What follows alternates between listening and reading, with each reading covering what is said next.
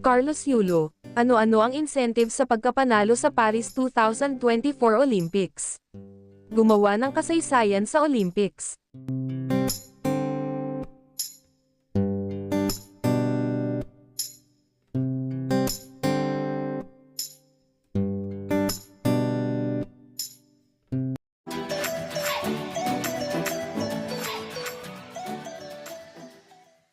Hindi lang gintong medalya ang hinakot ng 24-na-year-old gymnast na si Carlos Yulo, pati na rin sunod-sunod na incentives matapos ang kanyang makasaysayang pagkapanalo sa Paris 2024 Olympics.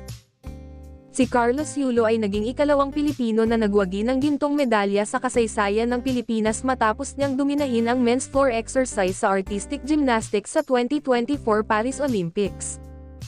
Nakuha ni Yulo ang ikalawang Olympic gold medal noong linggo nang pagharian niya ang vault finals sa men's artistic gymnastics. Nauna siyang nanalo ng gold sa floor exercise noong Sabado. Siya ang unang Filipino athlete na nagwagi ng multiple medals sa isang Olympics, at una na nanalo ng 2 gold medals.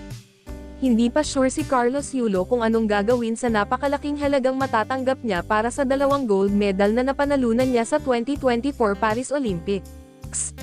Nakakuha siya ng double gold medal winning. Sa ilalim naman ng Republic Act 10699, o ang National Athletes and Coaches Benefits and Incentives Act, ang gold medalist sa international sports competitions ay tatanggap ng 10 million pesos mula sa pamahalaan. Milyon-milyong piso ang matatanggap na cash incentive ni Carlos matapos manalo ng 2 ginto sa men's gymnastics sa ginaganap na 2024 Paris Olympics. Bukod sa cash na ipagkakaloob sa kanya ng mga pribadong kumpanya at government agency, may mga matatanggap din siyang bonggang properties kabilang na ang condo unit na nagkakahalaga ng halos 32 million pesos. The condominium unit will be designed and fully furnished with appliances, furniture and fixtures. The unit also comes with 2 balconies, a separate maid's room, and a parking slot with a total value of 32 million pesos, ayon sa Megaworld.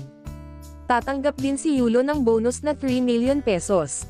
We are boosting our reward for Carlos Yulo now totaling to 35 million pesos.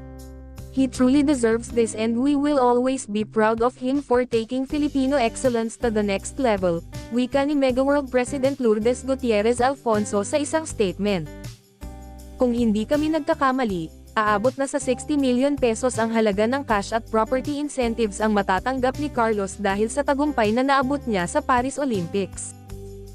Inaasahan ding dadagsa ang endorsement offer kay Carlos pag-uwi niya sa Pilipinas.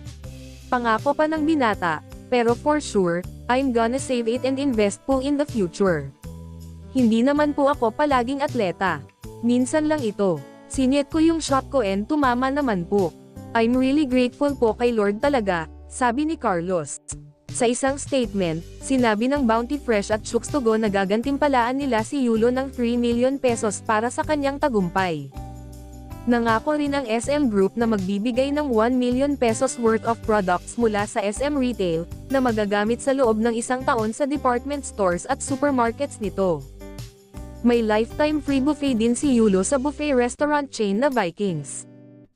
Samantala, after ng natamong tagumpay sa Paris Olympics 2024, plano ni Carlos na pagtuunan muna ang kanyang personal life, pero hindi ko pa rin po pababayaan ang physical health and mental health.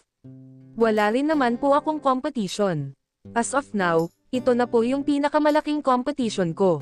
Naging stressful din po yung taon na ito. So, focus muna din sa sarili and i-align ko po yung utak ko ulit, and make ng plans ulit for another Olympic cycle, sabi ng binata. At sa tanong kung balak pa rin niyang sumali sa 2028 Los Angeles Olympics, yes po. Definitely po, 100% po. Labis na ikinatuwa ng buong Pilipinas ang pagkapanalo ni Yulo sa Paris 2024.